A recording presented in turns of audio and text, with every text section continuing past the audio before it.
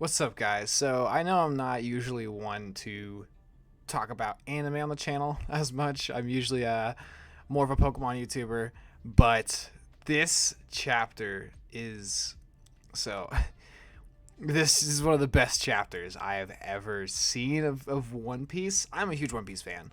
I'm a huge anime fan, as you can tell by the Full Metal Alchemist right above my head. I'm a huge One Piece fan. Sanji is probably my favorite anime character of all time. And I watched One Piece as a kid, as a teenager. Watching like Four Kids and on mainly Adult Swim, mainly on Adult Swim. And I started reading. I started watching. What was it, about probably 5 years ago, 4 years ago, 5 years ago. Yeah, I think about 5 years ago now. Starting from Water 7, which is my favorite arc, catching up, and then eventually once I got caught up with the anime, I read all the way through, and have been caught up for about I want to say 6 months now on the anime and stuff, and or on the manga. And this last chapter is just crazy, just absolutely crazy. So obviously spoilers if you haven't read it yet. I'm not gonna go any farther than this. I'm just gonna leave this screen. I'm not gonna talk about anything else. But so if you haven't read the most recent chapter, and you don't want to be spoiled. Obviously, click off now. Get out of here. You're probably not. If you're clicking on this video, I don't talk about anime enough that you should probably know that this is spoiler territory. Okay, so you've already seen your warning. Okay, I'm not gonna forgive you. But this has got to be one of the craziest chapters to me, and it's giving us answers to one of my favorite mysteries of One Piece, which is the ancient weapons, specifically Pluton. And I've been trying to theorize Pluton for a long, long time. So let me first up. Let's before we go into anything with this chapter, let's first pull up everything we know about Pluton from One Piece. So Pluton is first introduced in Alabasta, or as we actually now have the official, or I guess the new translation of the arc, Arabasta, Arabasta. It's kind of deriving from the word Arab, so Arabasta is what I'm gonna call it. So from Arabasta, we have Crocodile trying to find it with the help of Nico Robin and Cobra, and Nico Robin lies to Crocodile what the poneglyph actually says. And so we're not actually really able to decipher anything. Then the mystery, the first real mystery, kind of comes to life. And then Robin joins the crew, and once we meet Frankie, we actually find out from, Cypherpool wants to get their hands on it, which is kind of why they're trying to get Robin, because she can read poneglyphs, and she can, obviously reading poneglyphs is a huge danger to the world government, but also just, what was his name? Spandam. Spandam really wants to get a hold of Nico Robin to get Pluton. That's kind of part of his, I guess, agenda. And Frankie has these blueprints for Pluton, which just kind of sparks more of the mystery. And Pluton is referred to as this epic battleship, the world's worst battleship. It's labeled as the world's worst battleship, capable of destroying islands in a single shot. And honestly, all of the words they use, so at the world's worst battleship, I think the idea of a battleship has been kind of thrown around because we have characters such as San Juan Wolf, who is also called a battleship, if I'm not mistaken. What is he called?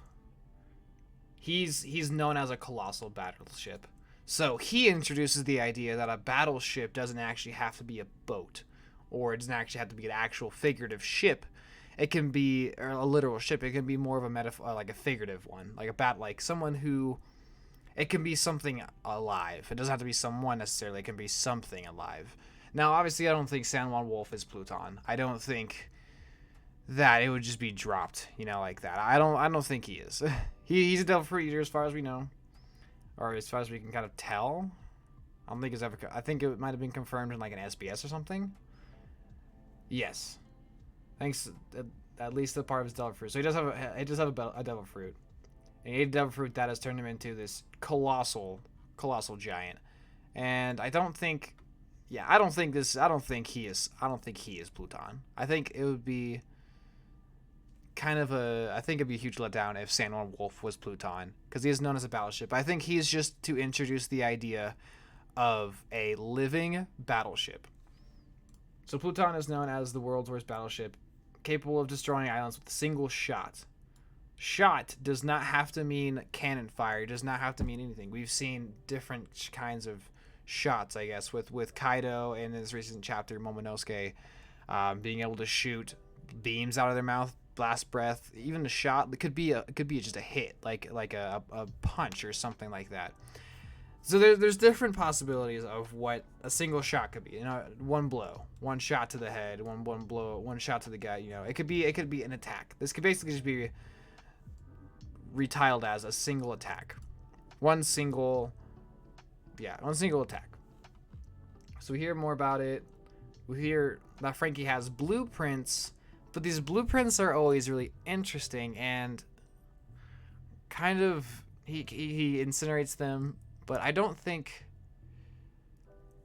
building a countermeasure for the real weapon ever. Yeah, okay. So here's what we really find out is that the blueprints were a countermeasure for if the real weapon were ever revived.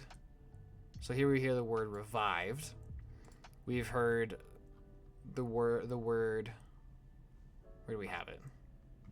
Where is the word awakened? Somewhere in the chapter it says awakened. So let me first come here. I'll talk about some other things, some really cool things of the chapter. Where does he say? He says something along the slumbering. Where does he say? What does he say?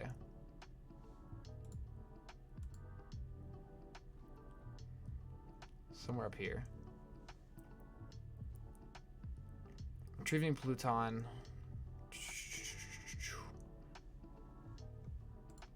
Say it down here. He says it down here.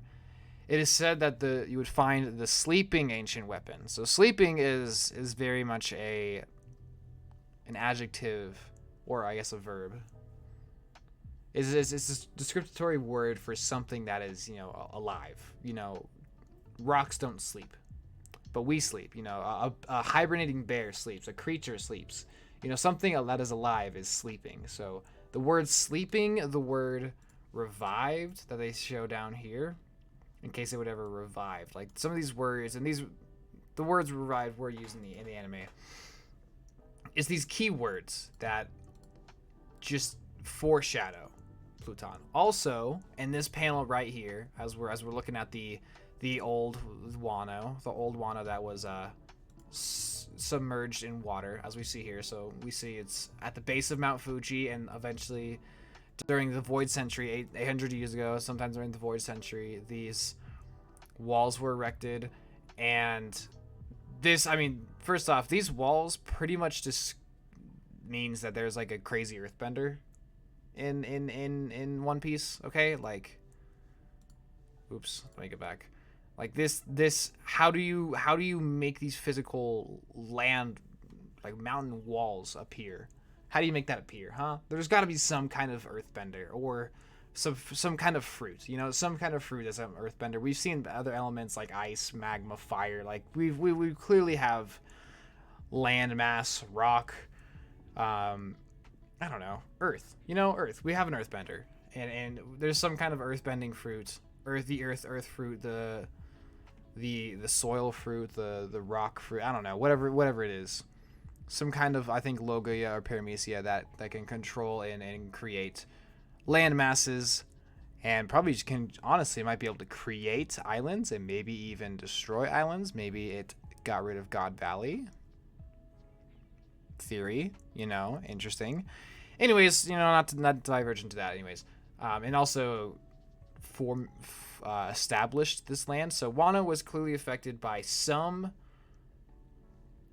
power. I'm just going to say power. Some power that was able to create land mass and land walls to essentially put the old Wano in this bowl that filled up with rainwater, not seawater, which will explain a couple things that I'll talk about a little bit later. And then the new Wano is built on top of it, kind of at the top of Mount Fuji instead. And as we see in this panel over here, there is, where is it? this panel right here, there is a cave. This is the old Wano, and here's about the base of Mount Fuji. There is a cave right here, and this cave is front and center in the middle of this. So first we see Robin. So in just this panel right here, we see Robin, the key person of Pluton, the first person who was introduced it to us, the only person who really knows, who read where the poneglyph says it is, who knows more than Frankie, because Frankie doesn't know about Pluton. Frankie knows how to build the countermeasure to Pluton.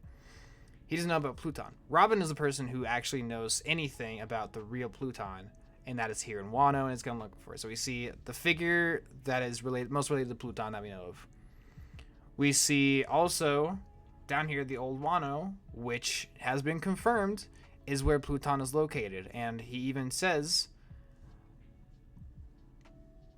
that ancient Pluton is here. He's never seen it and he can't show it to you, but he says Pluton is here, definitely down here if we went further. Said we're near the cavern floor at the foot of Mount Fuji. If we continue to trek a little deeper, it is said you would find the sleeping ancient Pluton. Pluton, they are very close to Pluton. Robin is very close to Pluton. And we see right here as they're looking out to the back here as they're looking out to see the underwater Wano here at the base of Mount Fuji, we see this cave right here in the middle. So we see this is where Pluton is. This is the person looking for Pluton, and we see this cave right here. This is Oda is too smart to do. This is not coincidence. This is not a coincidence. Oda is too smart and too elaborate to do this, not by accident. There's a reason we see this cave. It is big. This is a big cave. This is a huge cave we see, okay? There's a reason we see this. Pluton is in this cave. And with words like revived and the sleeping ancient weapon Pluton, Pluton is some sort of creature. And San Juan Wolf even introduces the idea of something that is labeled as a battleship. That is labeled a battleship. Pluton is not described as a battleship. It is labeled as the world's worst battleship. But San Juan Wolf is also labeled as a colossal battleship when he is a person with a devil fruit. Now, Pluton doesn't necessarily have to be a devil fruit. It can just be a creature. I mean, like, Zunisha is a battleship. If we think about it, Zunisha is a crazy tall elephant that's a literal continent, carries a continent on its back, carries a country on its back. It's literal size of continent. It walks around. Its feet hit the bottom of the ocean, or how? Yeah, it's Zunisha is a battleship, and Pluton is something like Zunisha. It's some kind of not an elephant necessarily. Maybe it is. Maybe it's another elephant. I think it's some kind of creature. It's some kind of creature. It's some kind of a destructive creature that is so powerful it can destroy islands in single shots. Maybe Pluton is what got rid of God Valley. Although it's been asleep forever. I think it's just been something rumored about and something passed down generations. Hasn't actually been awakened since the Void Century. I think same thing was with Poseidon too. I'd have to catch up myself, but I also want to talk about the other. So the three ancient weapons is Pluton, Poseidon, and Uranus. Let's talk about Poseidon. We know about Poseidon. That's the first thing we could easily talk about. We know about Poseidon. We have met Poseidon. We have confirmation. It is Shirahoshi. She is a person who is able to control the Sea Kings, has command over the Sea Kings. The Sea Kings are a ridiculous power in the One Piece world. I mean, the ocean is the world, and the Sea Kings dominate the ocean. Only the strongest can fight some Sea Kings, and some Sea Kings are too big. You can't mess with them. Like there's some Sea Kings that are the size of shit. Like a battleship is on their nose, and they're just like whatever, and they're gonna eat it. So Sea Kings are monsters. This thing right here, this little speck right here. Can I pull this image up? This is the ship right here, right where my mouse is circling. That's a boat. The Sea Kings are enormous. Okay, this isn't a sailboat. That's a pirate ship. That is a full size pirate ship. These Sea Kings, these crazy abnormalities of the One Piece world. Even like this one is kind of small. It's just eating a ship. Like no big deal. Like these things are massive. Poseidon has control over these things. That is the power of an ancient weapon. We see the power of an ancient weapon when these Sea Kings show up, because Shirahoshi's crying, and these Sea Kings show up. And they listen to her, and they save Luffy from having to destroy the Noah's Ark, whatever, and Fishman Island, the crappy ark, whatever it is. Right here, they save the Noah. These things are massive. No, the Noah is a huge ship. A huge ship. These things are like the size of not dwarfing it. It's funny, that one looks like the one we saw earlier with the ship on its nose, but it's not. Is it? It is. Oh, it's actually the same one. Oh, so a lot of these we've actually seen before. I think it's just reused designs, honestly. Like this one we see earlier. Yeah, I think these are just some reused designs of Sea Kings. It might not necessarily be these exact same ones, but these things are massive. That's the power of Poseidon, the only one we know about. Pluton.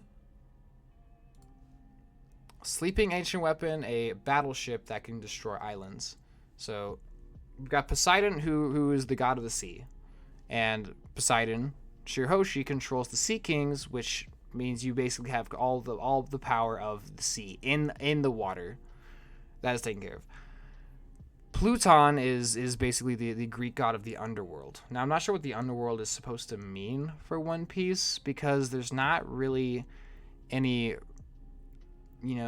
otherworldly realms introduced, and I don't think they're going to at this point in the story. I think it's pretty clear it's just like this world and stuff. Then if we take a look at the other ancient weapon, Uranus, it's the god of the sky. And so we clearly have, I think we kind of just put Pluton as the god of the surface. I guess we could say the underworld might just be the surface. So we've got Poseidon, who rules the sea.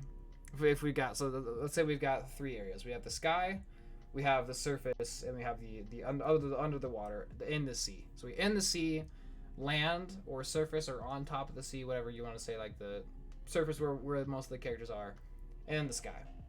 So Uranus is up here in the sky. Poseidon here controls the land, which means Pluton has to be something, and Pluton is just gonna handle the surface. It's a battleship. It can destroy islands. I think it's very clearly that. So what is Pluton? I'm theorizing. I think it's very clear. I almost think it's clear that Pluton is something that is alive. It's a creature. It could be a devil fruit. It could be a devil fruit user. It could be a devil fruit. It could be a devil fruit user. I think it's more realistic that all of the ancient weapons are actually not devil fruits. I think they are just parts of the world that are so crazy, destructively powerful. There's other things in the world of One Piece that are so powerful that's not devil fruits. Like we have hockey. We have, hockey. The Sea Kings, which are, I guess, tied to the ancient weapons. We have things like Zunisha, and Zunisha, as far as we know, is not an ancient weapon, or is not a devil fruit or an ancient weapon, as far as we know. So I think it's a creature. I think the creatures of One Piece is one of the main powers. And what is this creature? And it's in Wano. So I think we have to figure out what the creature is, because it's in Wano, and the ties to Wano. Kaido decided to come to Wano for a specific reason. Kaido is an Oni. We have seen other Onis in characters like oars. And honestly, it's kind of funny that Salmon Wolf was like so much bigger than oars and stuff. But we're seeing these crazy. There's a little bit of foreshadow. We see a massive creature in Fishman Island, where we meet one of the ancient weapons. We see a massive creature massive creature that is described as a battleship. Oars is a Oni, just like Kaido. And Thriller Bark honestly foreshadows, or Thriller Bark and Wano are somewhat similar arcs. There's a couple comparisons to be made. There's a couple things with just they all have to team up to defeat the raid the I guess the roof piece where everyone has to team up to defeat ores is somewhat similar. Like it's not like stark contrast. I think it's more like Alabasta than it is Third of Bark, but there's some contrast to be made. I'm not gonna go too in depth with that here. There's also the idea of, you know, Luffy becoming this different being where he absorbs his power and becomes Nightmare Luffy, and then in Wano he becomes Gearfrith. I guess it's not the most sound connection, so you know, don't take it too much to heart, but there's definitely some connections here. But the real thing is that Oars is an Oni, and Kaido is an Oni, and clearly his crew is built around Onis. Like he's got like who's who, like most of the Tobiropo are Onis, and he very much cares about his race and cares about the Onis, and he picks Wano for some reason. We have to believe that Kaido might have picked Wano because he was trying to find Pluton. You know, he's mining for all this stuff. Maybe Kaido was mining, hoping he might run into find Pluton wherever it is. He could never find it. They did find the road poneglyph down here. Maybe they didn't realize, but they can't read it. Kaido's the only one who could read it, so I guess they just found it. He thought it was safe, so he left it here until he could find some way to read it, I guess. So they didn't ever hear anything about Pluton, so I don't think Kaido necessarily realized Pluton is in here. Maybe Jack never went in here. Maybe Jack did and just didn't really know what it was. So that's, you know, I'm gonna kind of leave that be. But Kaido was here for a reason. So I think the fact that, or the idea that Pluton could possibly be an Oni, and we've seen Oni be massive in the size of Oars and Oars Jr. Let me just pull them up again. Oars and Oars Jr., which are the size of giants. I mean, they're not the size of San Juan Wolf, but these things are massive. These creatures are huge. They're battleships, if you will. I mean, Oars Jr. is the size of Whitebeard's boat. How is that not a battleship? So it's just getting some more ideas. It doesn't necessarily mean Pluton is an Oni. It does not have to be an Oni, but it could be. It could be this ancient Oni that is just so massive that Oars and Oars Jr. are not only dwarfed by San Juan Wolf, but maybe San Juan Wolf is even dwarfed by Pluton. Or what if Pluton is a dragon? Like an actual dragon like Kaido. So Kaido's fruit is the koi fruit. Maybe because of the properties of a koi, you know, swimming up the waterfall, turning into a dragon. Maybe there's some kind of interesting stuff there. Or maybe because Kaido's an Oni. Yeah, I mean, I guess his artificial fruit did turn Momonosuke into a dragon too. But maybe they're not legitimate dragons. And there's also, I mean, Zoans turn you into other creatures. These creatures have to exist. I mean, there's the human fruit. The fruit turns you into a human. Humans exist.